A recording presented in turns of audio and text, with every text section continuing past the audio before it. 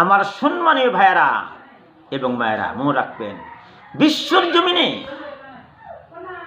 আমরা সুদ খাইছি, ঘুষ খাইছি, অন্যায়ভাবে আমরা খাইয়া খাইয়া জীবন যাপন করছি।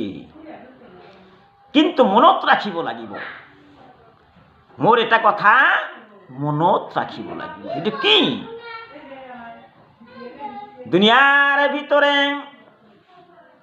আমরা সুদ খাইলাম, ঘুষ খাইলাম, হারাম দ্রব্যের দ্বারা আমাদের দেহর মধ্যে রক্ত মাংস বানাইলাম।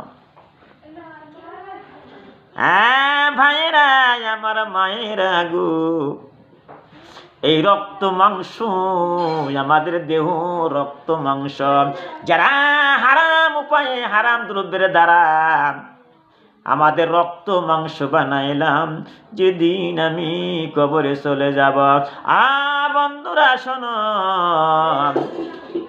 আমরা যেদিন কবরে চলে যাব, এই যে